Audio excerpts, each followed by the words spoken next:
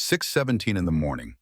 Ethan Mercer stood outside the back door of the Crimson Table, his $3,000 leather shoes replaced by old sneakers bought from a secondhand shop on Pike Street. His Patek Philippe watch sat in the safe at his penthouse, leaving only a faint tan line on his wrist, a trace of 15 years of wearing it. He took a deep breath. The Seattle morning air was cold and damp, carrying the smell of garbage bins from the alley and the distant sound of delivery trucks. His right hand gripped a job application folder, pages carefully prepared with a fake name, fake address, and a completely fabricated work history. Daniel Brooks, 34 years old. Experience: waiter at a small restaurant in Portland that had closed. References: none. Ethan looked down at his hands that had never carried a tray, never scrubbed a pot, never trembled with fear of being fired.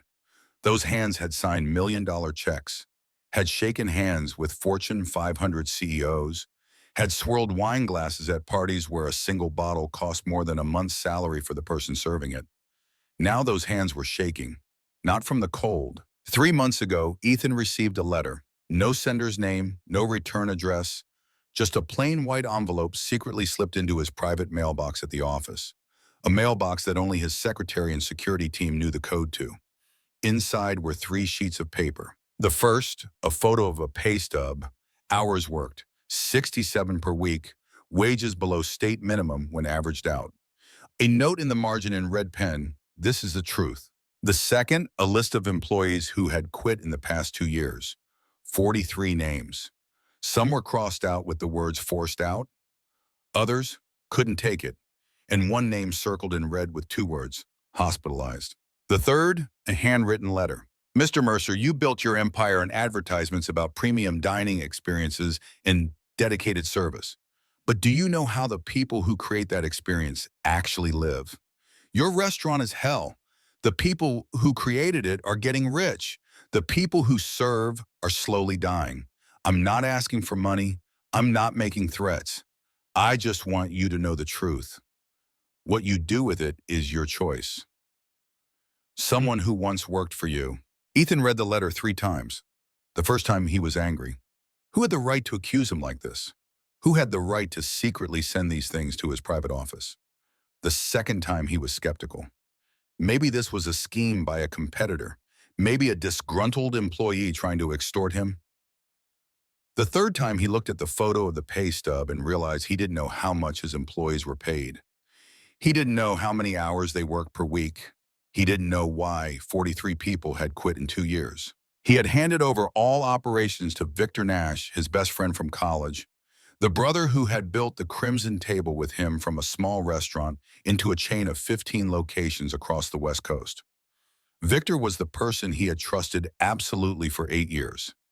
Victor was the only person Ethan had ever called a true partner. Ethan didn't believe the letter, but from that night on, he couldn't sleep. Not because he feared being extorted, not because he worried about scandal, but because one question kept echoing in his head like an unending bell. If the letter is true, then what have I been doing for the past 8 years? The back door of the Crimson Table opened at 6:30. A middle-aged man in a white apron stained with sauce stepped out, trash bag in hand. He stopped when he saw Ethan. Looking for someone? I'm here to apply for a job.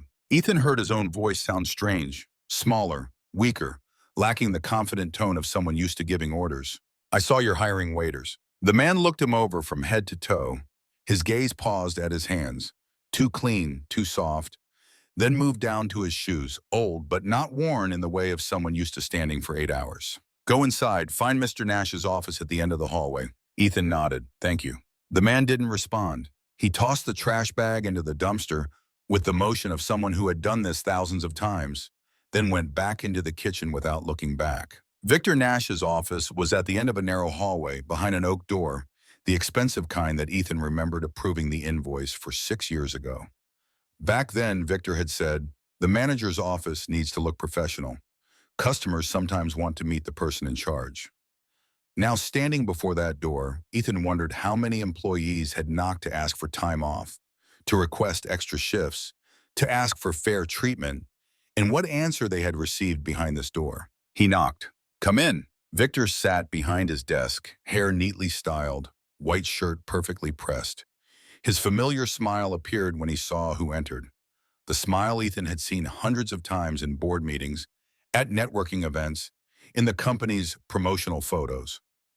But today, Ethan looked at that smile with different eyes. "You're the applicant?" Victor asked, eyes not leaving his laptop screen. "Yes, Daniel Brooks." Victor gestured for him to sit, still not looking up.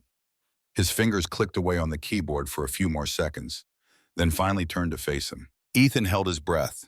He had changed his appearance, shaved differently, wore round-framed glasses, dyed his hair slightly lighter.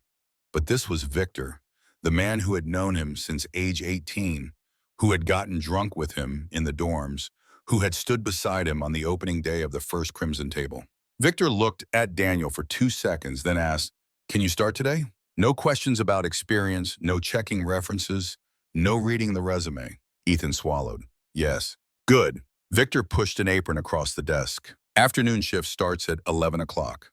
Find Marcus. He'll train you.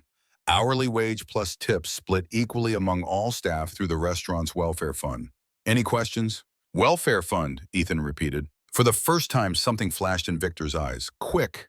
Just a fraction of a second. But Ethan saw it. The look of someone assessing how much the other person knows. "Company policy," Victor said, voice still even. 15% of tips go into a common fund to support employees when needed. Everyone benefits when needed. When needed means when. Victor frowned. "You ask a lot of questions for someone new." Ethan fell silent. "Get out there." Victor turned back to his screen. "Don't make me remind you about punctuality." Marcus was a black man in his 50s, with broad shoulders beginning to hunch from 12 years of carrying trays and calloused hands from 12 years of scrubbing pots when they were short-staffed. When Ethan found him in the kitchen, he was stacking glasses on a shelf with the mechanical motion of someone who could do this in his sleep. "You're the new guy?" Marcus asked without turning around. "Daniel, Mr. Nash told me to find you." Marcus set down the last glass, then turned. His eyes swept over Ethan, the same kind of look as the man at the back door, and stopped at his hands. "Never worked as a waiter before, have you?" Ethan started to lie, but Marcus's gaze wouldn't allow it. "No." Marcus nodded as if he'd already known. "At least you don't lie. Good. I hate liars." He handed Ethan a silver tray. "First lesson, hold the tray with your palm, not your fingers. Your fingers will tire after 2 hours. Your palm will tire after 8 hours, but at least you won't spill food on customers." Ethan took the tray. It was lighter than he expected when empty, but he knew that once 6 plates of food were on it, the weight would be completely different. "Second lesson," Marcus said, voice lower. "Don't look Nash in the eyes. Don't ask for time off on Fridays or Saturdays. Don't ask about tips. Why? Because you want to keep your job." Marcus looked straight into Ethan's eyes. "And if you have family, never let him know." Before Ethan could ask more, the bell from the kitchen rang. Marcus turned away. "Afternoon shift starting. Follow me." The afternoon shift at the Crimson table was like a never-ending storm. Ethan ran between tables, carrying trays, taking orders, cleaning up. Work he had never done and never thought he would do. His feet ached after the first 2 hours. His back stiffened after 4. And when the clock struck 6 o'clock in the evening, he felt as if someone had beaten his entire body with a baseball bat. But what exhausted him wasn't just the physical labor. It was what he saw. Denise, the 60-year-old woman with silver hair in a high bun, was called into Victor's office for requesting 1 day off the previous week. She came out with red-rimmed eyes and her schedule for the week cut from 5 shifts to 2. Tommy, the 22-year-old fresh graduate still holding on to the enthusiasm of someone who believed hard work would be rewarded, was assigned consecutive night shifts for 3 weeks straight with the excuse of needing training. And Maria, the 28-year-old, who was 6 months pregnant, still had to carry heavy trays because we don't have a policy for accommodating pregnant employees. Ethan saw everything, and he began to understand why 43 people had quit. She appeared at 7 in the evening. Ethan was sitting in a corner of the kitchen, back against the pot cabinet, legs stretched out on the cold floor. He couldn't remember the last time he'd eaten. Breakfast, probably. A protein bar swallowed quickly in his car before coming here. Now his stomach was screaming for food, but he was too tired to stand. Someone stopped in front of him. Ethan looked up. The girl, or rather the woman, was about 30 years old with brown hair tied up neatly and hazel eyes that showed no expression. She wore the same uniform as him, her apron with a yellow stain in the corner, as if it had been washed many times but never quite came clean. She said nothing, just placed in front of him half a sandwich, then walked away. Ethan watched her until her back disappeared through the kitchen door, then looked down at the sandwich. It was cold. The bread was slightly hard at the edges, as if it had been wrapped in a paper bag since morning. Inside was only a thin layer of cheese and a slice of tomato. No meat, no lettuce, no sauce. This was her lunch. He knew because he had seen her sitting alone in the corner of the storage room at 2 o'clock in the afternoon, eating exactly the other half of this sandwich. She had saved the other half, and now she was giving it to a complete stranger. Ethan picked up the sandwich. His hands trembled, not from the cold, not from hunger. He took a bite.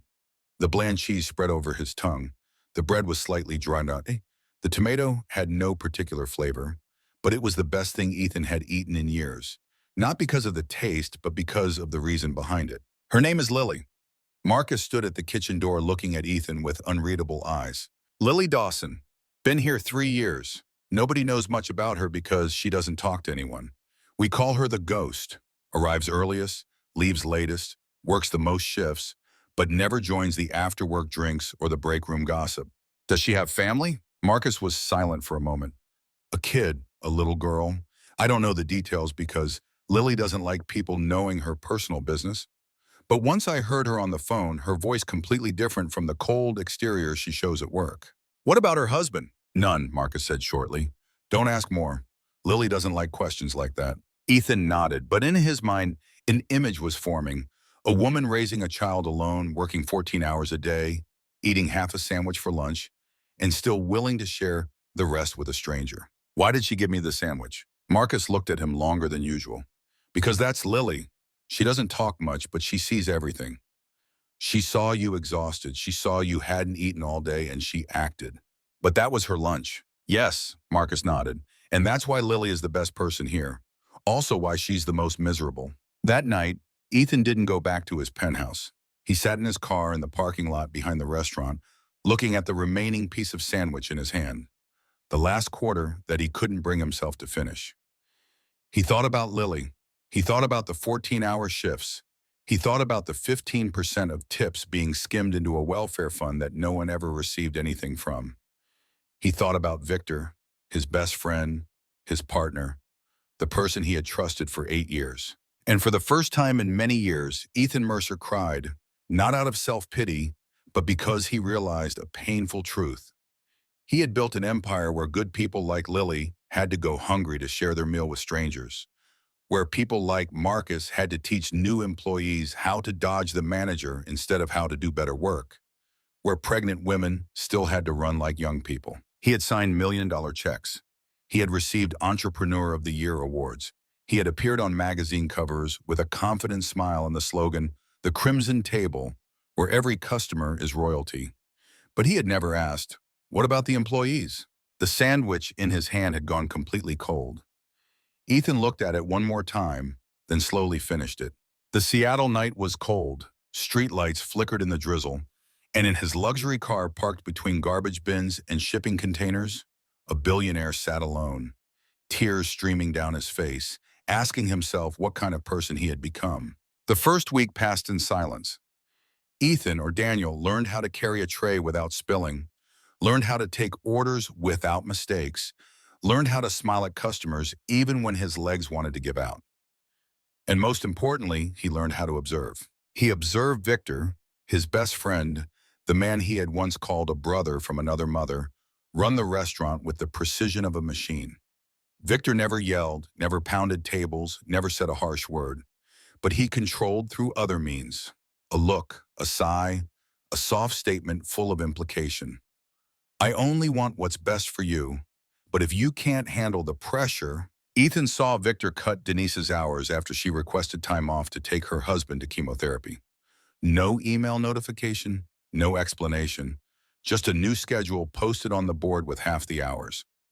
Denise looked at the schedule, pale, but she didn't protest.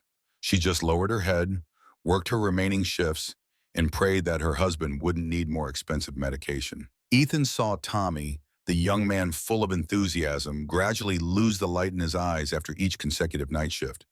Tommy started his shift at 10 o'clock at night, finished at 3 o'clock in the morning, then had to be back at 11 o'clock the next morning. He dozed off in the changing room. He ate dinner with coffee and granola bars. And when Tommy asked to switch to day shifts, Victor just smiled. "You're still young. This is an opportunity to train." Ethan saw Maria, the pregnant woman, sit down with heavy breaths after each time she carried a tray. Her feet swelled in her tight shoes. Her back hurt so much she had to brace herself with her hands every time she stood up. But Maria didn't dare ask for reduced work because she knew what had happened to others. And Ethan saw Lily. Lily worked like a machine that never stopped. Morning shifts, afternoon shifts, night shifts, any shift that was open, Lily took it. She never really took a lunch break, just ate quickly in the storage corner, 10 minutes, then returned to the restaurant floor. She never complained, never requested time off, never asked for anything. Her colleagues called her the ghost because she arrived earliest and left latest, but almost no one knew anything about her life outside the restaurant walls. Ethan began to notice small details. Lily never made phone calls in front of anyone. She always went to the parking lot or into storage when she needed to call. Sometimes through the narrow crack in the door, Ethan heard her voice. Gentle, warm, completely different from the coldness when working. "Mommy will be home soon, sweetheart. Did you take all your medicine? Breathe deep. Don't be scared. Mommy's here. Medicine. Breathe deep."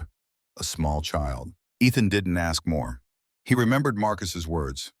Lily doesn't like questions about personal matters, but he observed. Every night after her shift, Lily counted her tips with worried eyes, the worry of someone calculating whether every cent would be enough or not.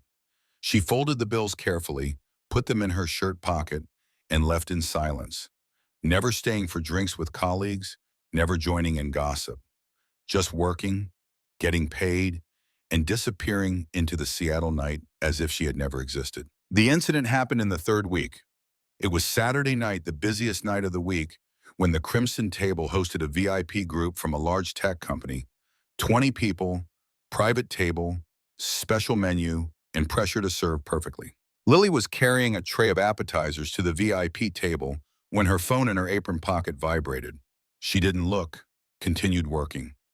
The phone vibrated a second time, third, fourth. Ethan saw Lily's face go pale. She set down the tray, excused herself to the guests, and ran to the back. He followed. Lily stood in a corner of the hallway, phone pressed to her ear, voice trembling. "What? When? Which hospital? I'll be right there. Don't let Rosie be scared. Tell her mommy's coming." She hung up, hands still shaking. "What happened?" Ethan asked. Lily startled and turned around as if not expecting anyone to be there. Her eyes were red, but she wasn't crying. "My daughter, Rosie, she has chronic asthma and just had a severe attack. The babysitter called an ambulance." "Go," Ethan said immediately. "I'll tell the manager." "No," Lily cut him off, voice almost desperate. "I can't. There's a VIP group tonight. If I leave now, I'll lose my job." "But your daughter?" "I know," Lily said, voice shaking. "I know." She stood there in the narrow hallway like someone being torn in two. On one side was her daughter struggling to breathe in a hospital. On the other side was her job, the only source of income to pay for medicine, rent, doctors. Ethan saw that moment, the moment when a mother had to choose between her child and putting food on the table. That was the moment he decided to act. "She has to go." Victor looked up from his desk when Ethan, Daniel, walked into his office without knocking. "Excuse me, Lily, her daughter is in the hospital. She needs to go now." Victor frowned. He leaned back, hands clasped together, the posture that Ethan knew was a sign he was calculating. "There's a VIP group tonight," Victor said slowly. "Lily is our best server. If she leaves now, who will replace her?" "I will," Ethan said. "I'll cover her shift." Victor looked at him longer than usual. His eyes swept over Daniel, the new employee who had only been here 3 weeks, the one who dared walk into the manager's office to demand something. "You're new," Victor said, voice cold. "Don't get involved in things that aren't your business. Her daughter's in the hospital." "I heard. This is a human matter." Silence. Victor said nothing. He just looked at Daniel, the look that Ethan knew too well. It was the look Victor used to assess others, to decide if they were a threat or just a pawn not worth caring about. Finally, Victor nodded. Fine, but if there's any problem with the VIP group, you'll be responsible. Ethan didn't answer. He turned, found Lily. She was standing at the back door, purse in hand, face still pale. Go, Ethan said. I talked to the manager. Lily looked at him, eyes wide with surprise. What did you do? Doesn't matter. Go, your daughter needs you. Lily hesitated for a second. Then she turned and ran to the parking lot. Didn't have time to say thank you. Didn't have time to look back. Ethan stood watching until her old car disappeared into the night. Then he returned to the restaurant floor, carrying trays, taking orders, clearing tables. Everything Lily was supposed to do. 6 continuous hours. No breaks, no food.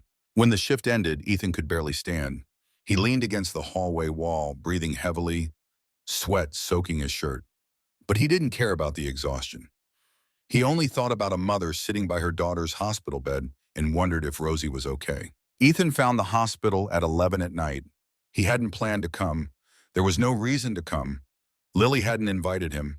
Lily didn't even know who he really was. But he couldn't go home.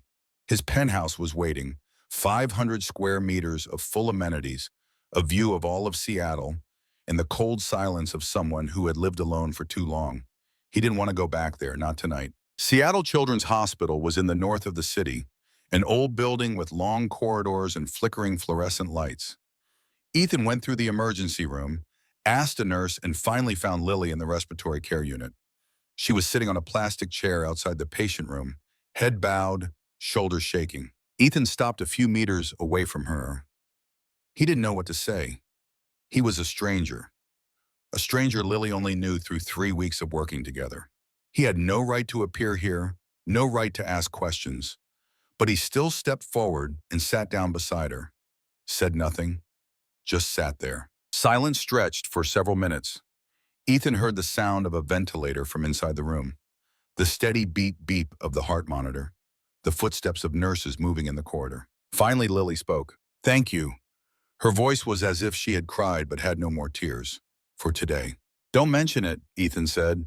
You gave me half your lunch on my first day. I owe you. Lily turned to look at him for the first time really looked. Why do you remember? She asked. Ethan looked down at his hands that were becoming calloused after 3 weeks of work. Because it's been a long time since anyone gave me something without expecting anything in return, he said. Lily didn't respond. She turned to look into the patient room where a small girl lay on a bed with a breathing tube in her nose. Rosie, she said quietly. She's 5. Chronic asthma since she was 3. The doctor says it's genetic, but I think it's because of the lousy apartment we live in. Rusty air conditioner, mold on the walls, not enough money to move somewhere else. Ethan was silent. He didn't know what to say. My husband Ryan died in a car accident when Rosie was 2, Lily continued, voice even as if telling someone else's story. A truck lost control, hit his car. He died instantly. I got the call from the police at 3 o'clock in the afternoon. I was feeding Rosie. She didn't understand why Mommy was crying. I'm sorry, Ethan said, knowing those 2 words weren't enough, but finding nothing else. Don't be sorry, Lily shook her head. It's not your fault. That's just life. Sometimes life hits you hard and you have to get back up. There's no other choice. She looked down at the bill in her hand, a white sheet of paper with bold numbers at the bottom. This time it's $2,300, as she said. Emergency, medication, overnight room. My insurance only covers part of it. The rest. She didn't finish the sentence. Didn't need to. Ethan understood. The rest would come from extra shifts, skipped lunches, sleepless nights, worrying about next month's rent. Why don't you ask for more hours? Ethan asked, though he knew the answer. Lily laughed, a short, bitter laugh. You think I don't want to? I've asked many times. But Victor, he doesn't give extra hours to people with complicated personal issues. He said that, exact words. Lily, I want to help you, but you have a young child. You can't focus on work like the others. Do well in your current shifts first. Ethan clenched his fists, nails digging into his palms. Those were Victor's words, his best friend's words, the words of the person he had trusted for 8 years. I'm sorry, he repeated. I told you not to be sorry. Lily looked at him. Who are you to be sorry? You're just a new colleague. You haven't done anything wrong. Ethan wanted to say that he had done wrong, that he, not Daniel, but Ethan Mercer, had built this place, had approved the policies, had trusted Victor to run it, had never asked one simple question: are my employees okay? But he didn't say it. He just sat there beside a mother holding up the entire world by herself and wondered why it took him 35 years to understand the value of half a sandwich. 3 days after the night at the hospital, Lily had no one to watch Rosie. The usual babysitter, Oi, Osritu, an old lady who lived in the apartment below, had the flu. Lily couldn't afford professional childcare, and she couldn't miss work, so she brought Rosie to the restaurant. That was the first time Ethan saw Lily's daughter. Rosie was a small girl with curly brown hair and big eyes, just like her mother. She wore an old floral dress, slightly too big for her thin frame, and clutched a worn teddy bear, the kind someone might have given her years ago and never been replaced. Lily set Rosie up in a corner of the kitchen, out of customers' sight, but close enough for her to keep watch. The little girl sat quietly on a plastic chair, bare in her lap, drawing on scraps of paper with the only pencil in her backpack. Ethan walked by during break time. She was drawing a house, crooked, uneven, with 3 people standing outside. One tall, one short, and one smallest in the middle. "Who's this?" Ethan asked, sitting down beside her. Rosie looked up. Her big eyes looked at him with a child's curiosity, not afraid, not suspicious, just pure curiosity. "Mommy, me, and Daddy," she said, voice small but clear. "Daddy's in heaven, but I draw him here so Mommy won't be sad." Ethan looked at the drawing, the tiny house, 3 people without detailed faces, just circles for heads and sticks for arms and legs. But the man, the one Rosie called Daddy, was drawn most carefully, with a small heart on his chest. "What's your daddy's name?" Ethan asked. "Ryan." Rosie tilted her head. "Mommy says Daddy loved me and Mommy very much. Daddy went away before I got big, but he still watches me from heaven." She looked at him. "What's your name?" "Daniel. Daniel works with my mommy." "Yes. Do you have kids?" Ethan shook his head. "No." "How come you don't like kids?" The question from a 5-year-old hit somewhere in Ethan that he hadn't expected. Why didn't he have kids? Why hadn't he gotten married? Why did he live alone in a cold penthouse with lavish parties and women who only cared about his bank balance? "I haven't found the right person yet," Ethan said. Half the truth. Rosie nodded as if she understood. "My mommy too. Mommy says Daddy is hard to replace." She went back to her drawing, continuing to color. But the only pencil in her hand was one color: gray. "Why don't you use other colors?" Ethan asked. "I ran out." Rosie said it matter-of-factly, as if it were obvious. "Mommy said she'd buy me more, but she keeps forgetting." Ethan understood. Lily hadn't forgotten. Lily just didn't have the money. The next day, Ethan brought a box of colored pencils to the restaurant. 64 of them, every color of the rainbow and more.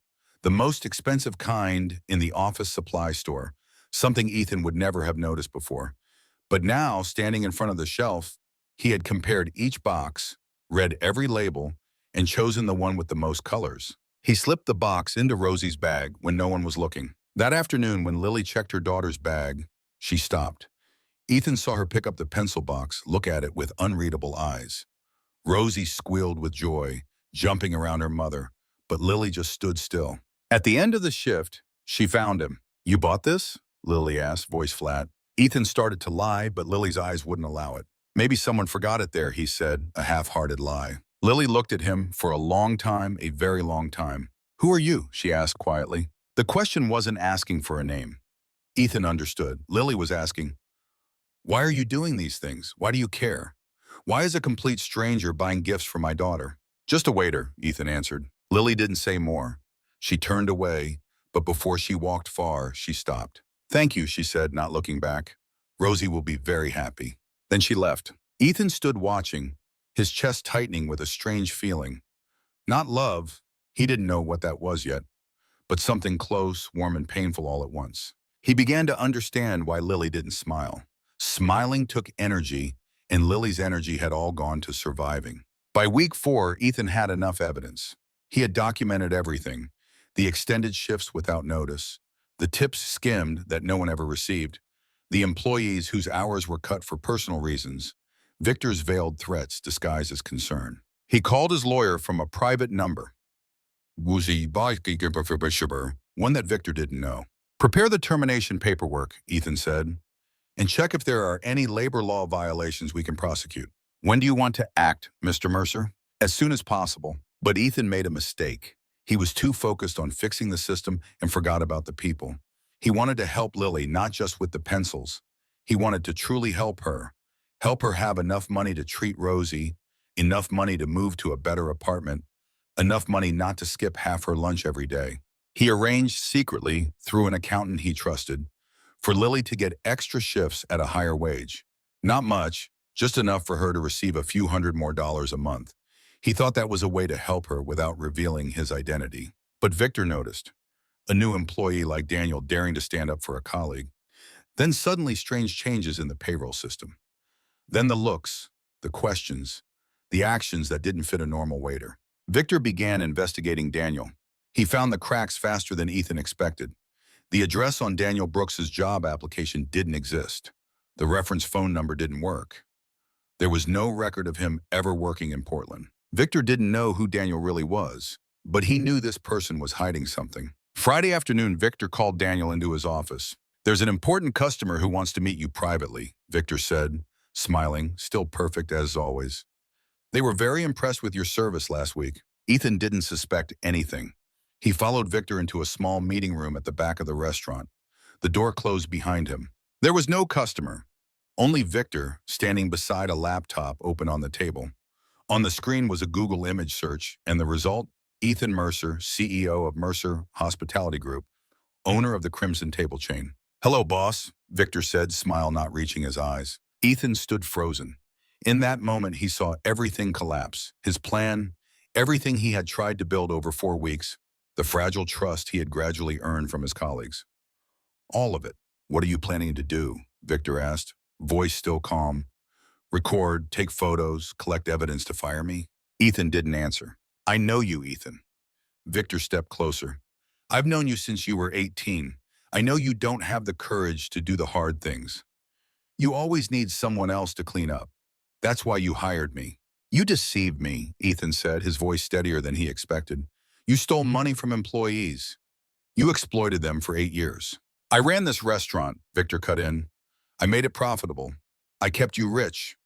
You think those perfect numbers on the reports came from where? Fell from the squash away, not from making people work 14 hours a day, not from cutting hours for someone whose husband is in chemo, not from threatening to fire a mother whose child is in the hospital." Victor laughed, a short, cold laugh. "You're so righteous now. 4 weeks as a waiter, and you think you understand suffering. You don't understand anything, Ethan. You're just playing detective. And when you get bored, you'll go back to your penthouse, drink your wine, and forget everything." "You're wrong." "Am I?" Victor tilted his head. "Then show me. Fire me right now in front of all the employees. Let them know who their real boss is. See how they react when they find out that the person they trusted for 4 weeks, good guy Daniel, is actually a billionaire playing undercover." Ethan was silent because he knew Victor was right. If he revealed his identity now, in this way, under Victor's control, he would lose everything.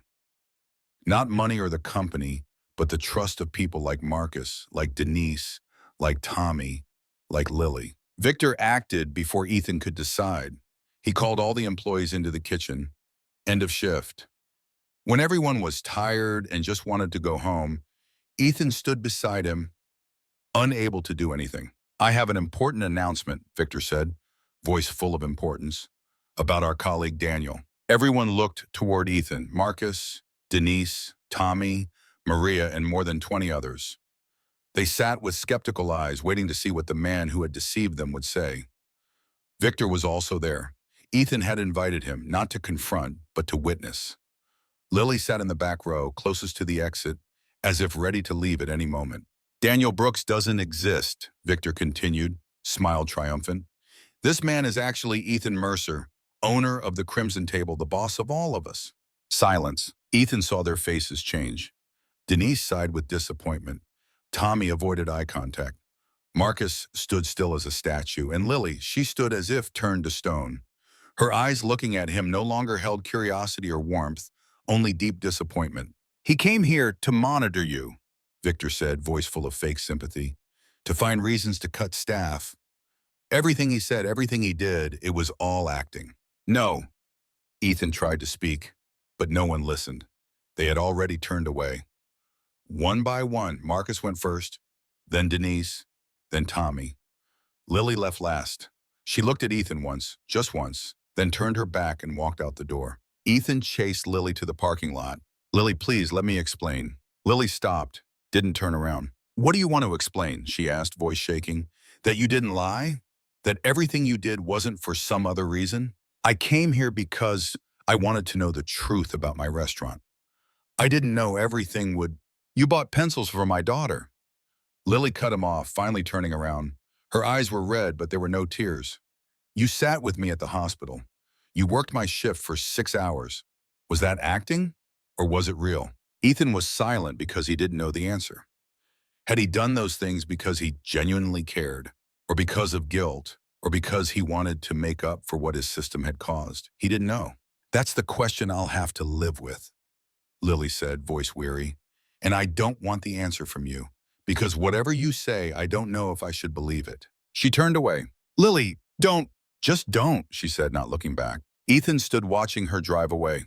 The car lights faded into the darkness, and he remained alone in the empty parking lot with the cold Seattle wind and an emptiness that no amount of money could fill. That night, Ethan went back to his penthouse. The 500 square meter apartment greeted him with its familiar silence. Lights automatically turned on when he walked in. The sound system asked if he wanted music. The coffee maker was ready to operate anytime. Ethan walked straight into the balcony. Seattle spread out below, millions of lights twinkling like stars fallen to earth. From here, he could see everything.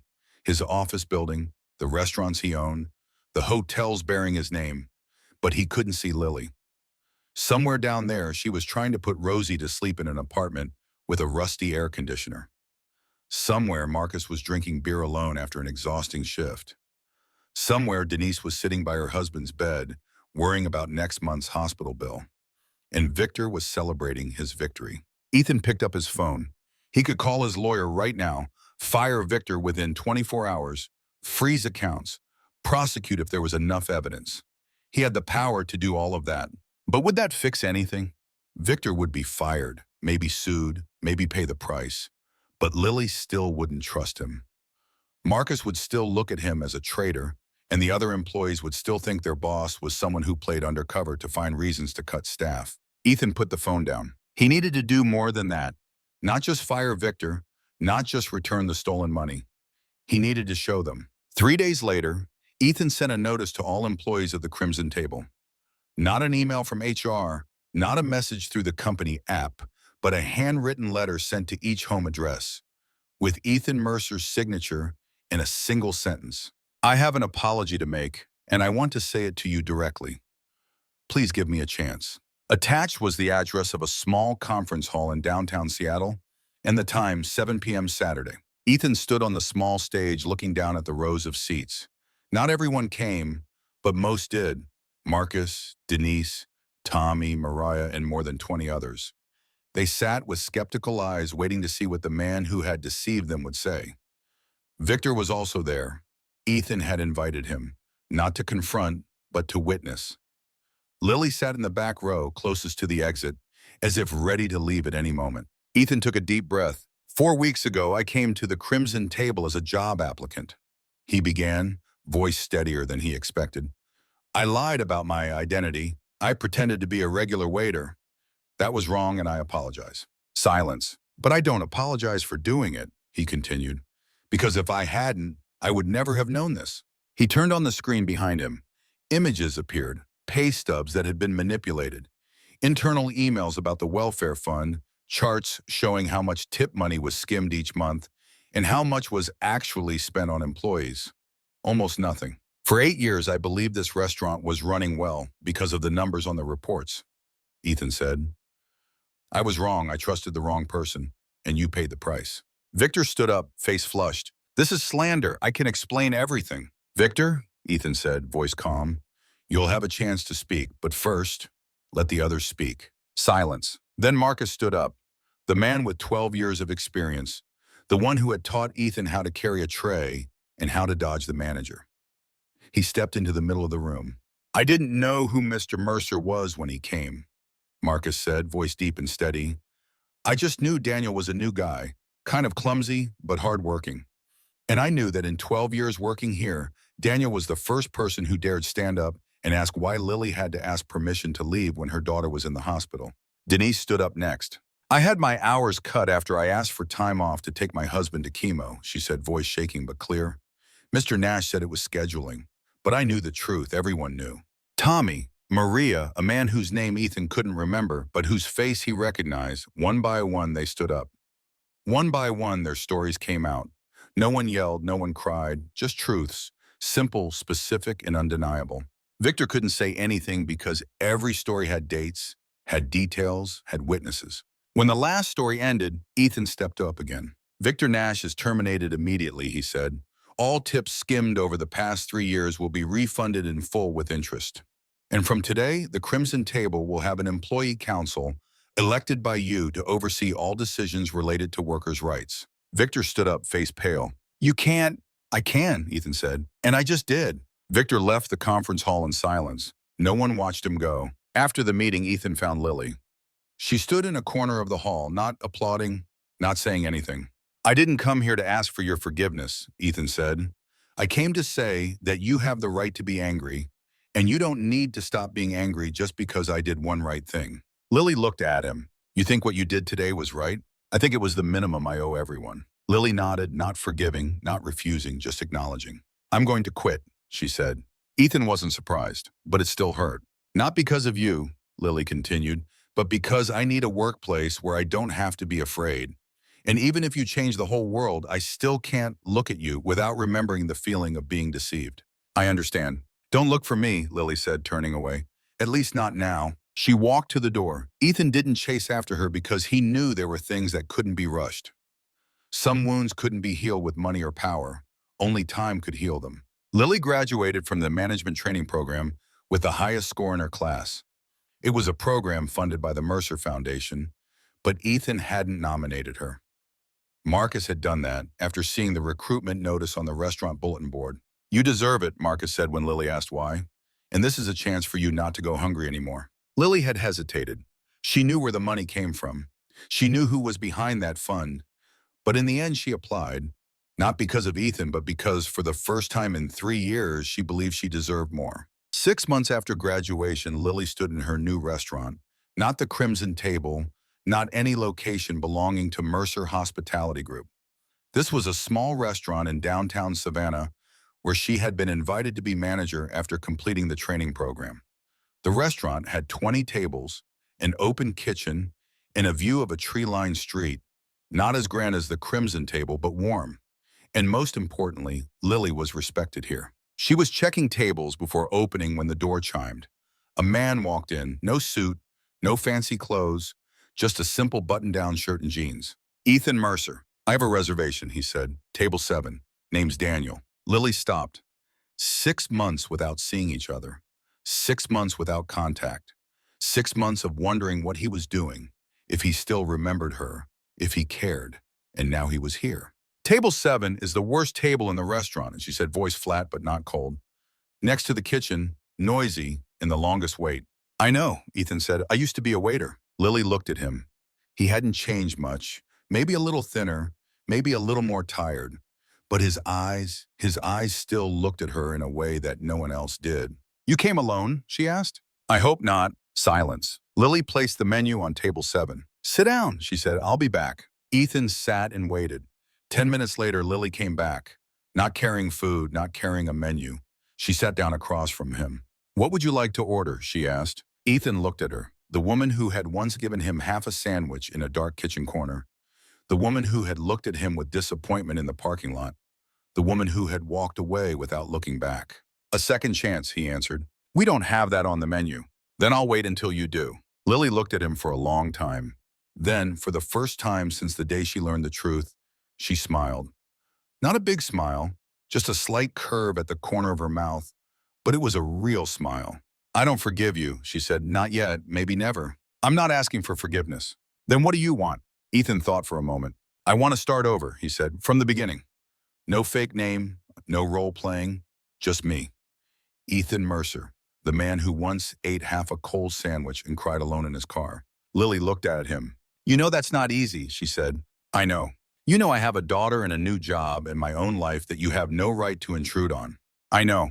Then why did you still come? Ethan didn't answer it immediately. He looked down at his hands, hands that had now become more calloused after 6 months of working in restaurants himself. After 6 months of not sitting in offices signing checks, but going into kitchens, helping wash dishes. Because in 35 years of life, you were the first person to give me something without expecting anything in return, he said. And I don't want to lose someone like that. Lily was silent. Rosie asks about you, she said after a while. She still keeps the pencil box. Drew through all of them, but still keeps the box. What did you tell her? I said Daniel had to go away. I didn't go away, Ethan said. I'm right here. Lily looked at him. Well then, she stood up. Sit here, I'll bring you an appetizer. Ethan nodded. Lily walked toward the kitchen, but before she disappeared through the door, she turned back. Ethan? He looked up. Next time, don't make a reservation under a fake name. Then she went into the kitchen, leaving Ethan alone with his first smile in 6 months. 1 year later, Ethan stood in front of a small house in the suburbs of Savannah. A 2-story house with a garden, a swing set, and enough space for a child to run and play. Not a mansion, not a penthouse, just an ordinary house in an ordinary neighborhood with ordinary neighbors. But it was the house that Lily and Rosie had moved into 3 months ago, after Lily got promoted and could afford the down payment. And it was the house Ethan visited every week, bringing home-cooked food, a skill he learned during his time as Daniel, and picture books for Rosie. Today, Rosie was drawing on the living room wall. Lily allowed it. That wall was painted with special erasable paint so Rosie could create freely without ruining the house. Rosie was drawing a house, crooked, uneven, just like the house she had drawn more than a year ago in the corner of the Crimson Table kitchen. But this time, there were 3 people standing outside. Who's this? Ethan asked, sitting down beside her. Mommy, me, and Daniel, Rosie said, not looking up. Daniel is like Daddy, but he's here instead of up in heaven. Ethan looked at the drawing. The man in the picture didn't have a detailed face, just a circle for a head and sticks for arms and legs. But on his chest was a small heart, just like the heart Rosie had drawn for Daddy Ryan. Rosie, Ethan said, voice gentle, I can't replace your daddy. Rosie looked up. Her big eyes looked at him with a seriousness beyond her 6 years. I know, she said. Daddy's in heaven, but Mommy says Daniel loves Mommy and me too, and you'll stay here. I'll stay here, Ethan said. I promise. Rosie nodded as if that were obvious. Then she went back to her drawing, continuing to color. Ethan looked down at his hands, hands that had completely changed after a year. No longer soft like before. No longer only knowing how to hold pens to sign checks. Now those hands knew how to carry trays, knew how to wash dishes, knew how to cook, knew how to hold a child's hand when she was scared. Lily walked in from the kitchen, carrying a tray of fresh-baked cookies. Done yet, little artist? She asked Rosie, setting the tray on the table. Not yet, Rosie said. I'm drawing the new house. Lily looked at the drawing, then looked at Ethan, then smiled. The smile he had waited for an entire year. Not a polite smile, not a forced smile, just the smile of someone who had walked through darkness and finally seen the light. Outside the window, Savannah's sunset spread across the small garden. The last rays of sun shone through the green leaves, creating shimmering patches of light on the ground. No applause, no grand wedding, just 3 people, once strangers, once hurt, once lost faith, who had finally found each other. In the small house, a little girl drew with 64 colored pencils. A mother stood next to the man she had once not trusted. And that man, the billionaire who had once disguised himself as a waiter, finally understood what money could not buy. It was the feeling of someone giving you half a sandwich, not because they wanted something, but simply because they saw you were hungry. And that perhaps was the most valuable thing in this world. Sometimes the richest people are the poorest in what truly matters. And sometimes half a sandwich from a stranger can change everything. In the quiet shadows of a bustling restaurant kitchen, a billionaire disguised as a struggling waiter learned the most devastating and beautiful truth of all. True wealth has nothing to do with bank accounts, penthouses, or power. It lives in the simple, selfless act of giving when you have almost nothing left to give. Lily, exhausted and barely surviving, shared half her cold sandwich with a stranger she thought was just another broke coworker. That small, trembling gesture of kindness sure broke Ethan open, revealing how blind he had become to the real human cost of his empire. One half sandwich taught him that empathy isn't a luxury. It's the only currency that never runs out. And generosity born from hardship carries more weight than any fortune ever could. Sometimes the richest moment of your life is when someone sees your hunger and chooses to feed you anyway. What small act of kindness, given or received, changed how you see the world? Share your story in the comments below. Your words might be the warmth someone desperately needs today. And if this tale touched the deepest part of your heart, please hit that subscribe button, turn on notifications, and join our growing family of stories that remind us love and compassion are the only things worth building an empire around. Let's keep sharing the light together.